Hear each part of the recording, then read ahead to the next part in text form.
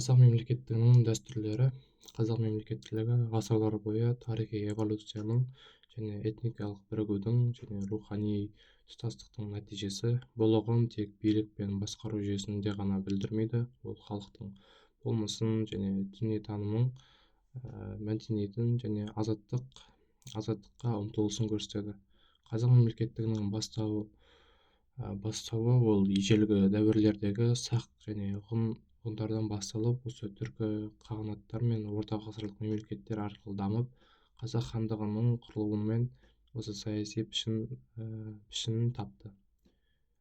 Кейін бұл дәстүрлер 20 ғасырдағы алаш қозғалысы арқылы жаңғырды және кеңестік кезеңде сақталып, осы тәуелсіз Қазақстанға қайта түледі. Мемлекеттік дәстүр ол ұлттың тарихи жады мен осы өзіндік ерекшелігінен туындайтын құндылық.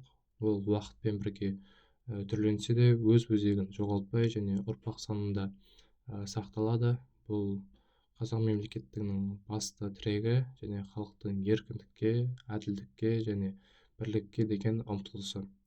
Бұл ұмтылыс әр дәуірде түрлі саяси формада көрінгенімен мазмұны бір болады. Осы қазақ халқының мемлекеттілігі мыңдаған жылдық тарихи процестің жемісі. Қазақстан жерінде өмір сүрген және көне мемлекеттер мен тайпалар қазақ мемлекеттігінің осы қалыптасуына рухани және саяси негіз қалады.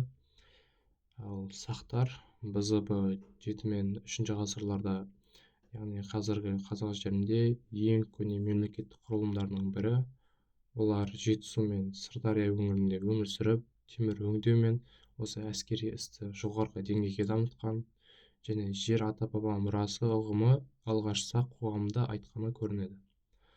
Томирис патшайымы осы бастаған ерлік дәстүр қазақ халқының кейінгі ұлт-азаттық рухының символына айналды және осы сақ қоғамдағы кеңес ру көсемдерінің жиналысы, ортақ шешім қабылдау тәжірибесі кейін қазақ билер кеңесі мен осы хандық дәстүріне ұласты.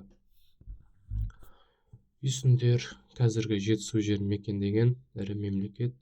Олардың астанасы Чигу қаласы болған және үйсін билеушілері елді әділдік және ақылмен басқарған, ал халықтың тұрмыс салтына мал шаруашылығы мен осы сауда дамытудан мықты болған және Қытай деректерінде үйсіндердің дипломатиялық мәдениеті жоғарғы болғаны айтылады. Бұл кейінгі қазақ хандығының осы сыртқы саясатына негіз болған тәжірибе. Ал қаңлыларға келсек, қаңлылар Сырдария бойында мекендеген және қала мәдениеті мен сауда қақтығыстарын өркендеткен және олардың астанасы Битен болды. Қаңлы мемлекеті Ұлы Жібек жолының негізгі тармағын бақылап, осы көрші елдермен дипломатиялық және экономикалық байланыс орнатқан. Қазақ халқының шаруашылық және әкімшілік дәстүрінің қаңлылардың ізі айқын байқалады және түрік қағанатына осы түрік халықтарының алғашқы біріккен мемлекеті. Бұл кезеңде осы ел, жер, бірлік ұғымдары қасиетті түсінікке айналды және Күлтегін, Білке Қаған, Тоны көк сияқты тарихи тұлғалар мемлекетті сақтау мен халыққа адал қызмет ету идеясын дәріптеді. Елді ел еткен ері жер емес, бірлігі деген қағида сол дәуірде бастау алады. Ал орта ғасырлық кезеңде Қарахан, Қыпшақ, Қимақ, Оғыз мемлекеттері ислам дінін қабылдап, мәдени және рухани өмірді жаңа деңгейге көтерді. Осы Қарахан мемлекеті 10 мен 12 ғасырлар аралығында алғаш болып ислам мемлекеттік дін ретінде қабылдады және бұл қазақ халқының рухани дәстүрін қалыптастыруды шешуші рөл атқарды. Қыпшақ мемлекеті 11 мен 13 ғасырларда осы Еуразия даласында ірі саяси күшке айналды. Осы Қыпшақ тілі кейін осы қазақ тілінің негізін қалады. Олардың әскери жүйесі мен бірлік құрылымы қазақ хандығының саяси моделіне ықпал етті.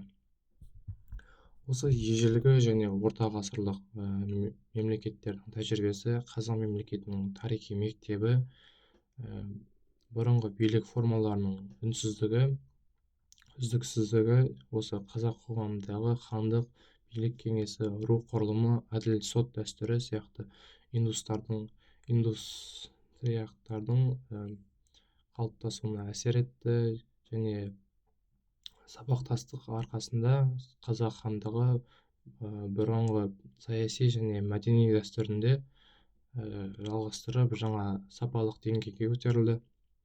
Ал қазақ хандығының құрылуы және территориясының қалыптасуына келсек, қазақ хандығы 15 ғасырдың ортасында қалыптасқан, және қазақ халқы біртұтас мемлекеттігінің басталуы және 1465 және 1466 жылдары керей мен жәнібек сұлтандары осы бастаған қазақ рулары әбілқайыр хандығынан бөлініп, шу мен талас өңірінде қоныстанды, және мұнда олар өз мемлекетін құрады, және бұл оқиға қазақ халқының саяси тәуелсіздігін қалпына келтіру жолында бетбұрыс болды. Оның құрылу себептеріне келсек, әбілқайыр хандығының ішкі тартыстар мен әділетсіз билігі болғаннан кейін, және ру тайпалардың этникалық бірігу процесі, және қазақ халқының ұлттық санасының оянуы, және әділ әрі дербес билікке ұмтылыс болған. Қасым хан 1511 мен 23 жылы билік еткен тұста осы қазақтың хандықтың шекарасы кеңейді, және Сырдариядан Ертіске дейінгі және Жетісудан Каспийге дейінгі аймақтарды осы қазақ жеріне біріктірді. Оның Қасым ханның қасқа жолы атты заңдар жинағы осы мемлекеттің құқықтық негізін бекітіп, ел бірлігі мен осы тәртіпті сақтауға бағытталды. Есім хан елді бір орталықтан басқаруды нығайтты, және Есім ханның ескі жолы деген заң жүйесі енгізілді. Бұл дәуірде хандық сыртқы жаулармен күрес жүргізіп, және ішкі тұрақтылыққа сақталды. Ал Тәуке хан болса, сол кезеңде хандыққа ең жоғарғы дамыған кезеңге жетті, және 7 жарғы заңдар жинағы қабылданып, осы билер институты, яғни Төле би, Қазбек би, Әйтеке би осы ел ішіндегі жанжалды әділ шешіп отырды, және бұл дәстүр қазақ мемлекеттігінің құқықтық мәдениетінің символына айналады.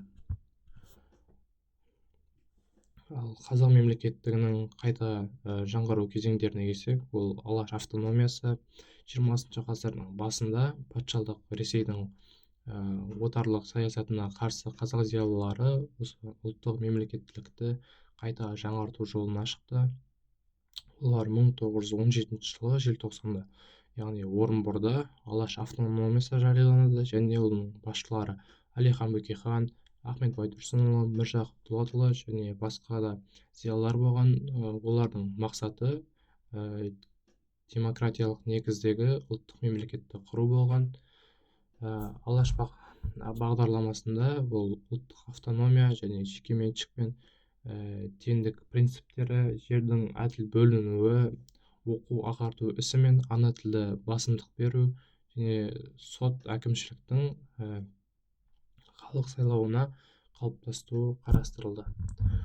Бұл кезеңде қазақ халқының саяси санасы оянып, ұлттық бірлік идеясын жаңғарды, және алаш қозғалысы қазіргі Қазақстан Республикасының рухани және саяси бастау көздерінің бірі болған. Ал қазақ АКСР және қазақ КСР келсек, 1917 жылы революциядан кейін кеңес билігі орнап, 1920 жылы алаш осы қазақ автономиялық кеңестік социалистік республикасы, яғни қазақ АКСР құрылды. Бұл кезеңде ұлттық территорияны алғаш рет заң жүзінде бекітіліп, қазақ жері тұтастандырылады, және 1936 жылы қазақ АКСР қайта ұйымдастырылып, қазақ кеңестік социалистік республикаға, яғни қазақ КСР-ге атанады. Бұл қазақ КСР-дің құрылуы мемлекеттің кеңестік үлгіде болса да сақталуына айғағы, және бұл жылдары өнеркәсіп пен ауыл шаруашылығы дамиды, және мәдениет, ғылым және білім жүйелері қалыптасады.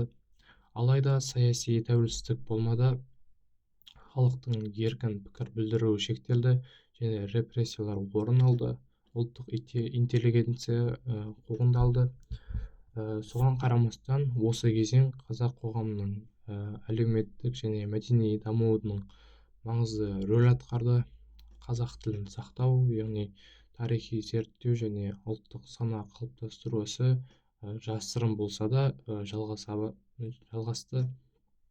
Және ал ксро-ның ыдырауына келсек, және Қазақстан тәуелсіздік жариялауына келсек, бұл 1980 жылдарының соңында Кеңес одағы терең дағдарысқа ұшырап, экономикалық және саяси жүйе әлсіреді.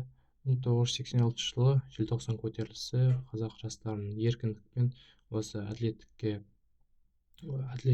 ұмтылысының көрінісі болды. Бұл оқиға тәуелсіз Қазақстанның рухани бастауы, және 1991 жылы 16 желтоқсанда осы Қазақстан тәуелсіздігін жарияланады, және елдің тұңғыш президенті болып Нұрсұлтан Назарбаев сайланады. Тәуелсіздік алған соң осы мемлекет құрылымы түбегейлі өзгеріп, жаңа дәуір басталды. Және тәуелсіз Қазақстан негізгі қадамдары ол 1992 жылы мемлекеттік рәзімдер қабылданды. Ал 93 пен 95 жылдары конституция қабылданып, президенттік басқару жүйесі орнады. 93 жылы ұлттық валюта, яғни теңге енгізілді. Ал 95 жылы Астана, қазіргі Нұрсұлтан, осы жаңа елорда ретінде бекітілді. Ал Қазақстан халықаралық ұйымдарға толыққан мүше болды, және бүгінгі таңда қазақ демократиялық, құқықтық және зайырлы мемлекет ретінде әлемдік аренада және өзіндік орын тапты. Елдің саяси жүйесі мен осы құқықтық негізі қазақ мемлекетінің дәстүрлі қағидаларының үйлесім тапты. Қорытындылай келе, осы қазақ мемлекетінің дәстүрлері халқымыздың мыңжылдық тарихының рухани өзегі, сақтар мен ғұндардың ерлік дәстүрлі, түркілердің бірлік идеясы, қазақ хандығының әділ заңдары, алаштың ұлттық рухы, кеңес дәуіріндегі мәдени жетістіктер, және тәуелсіз Қазақстан егемендігі барлығы біртұтас тарихи тізбек. Осы қазақ мемлекетінің дәстүрі мен мәні осы халықтың азаттығы мен жерінің тұтастығын сақтау, әділетті билік орнату және ұлыстың рухани бірлігін нығайту. Бүгінгі ұрпақ осы дәстүрді жалғастырып, елді дамытуға, тәуелсіздікті мәңгі етуге міндетті болды. Және осы қазақ мемлекеттік жолы күрделі, бірақ мақтанышқа толы жол. Ол ата-баба арманындағы ұлт ерліктің, осы жүрегінің және халық рухының айғағы. Тәуелсіз Қазақстан сол мыңжылдық дәстүрінің ең биік жалғасы.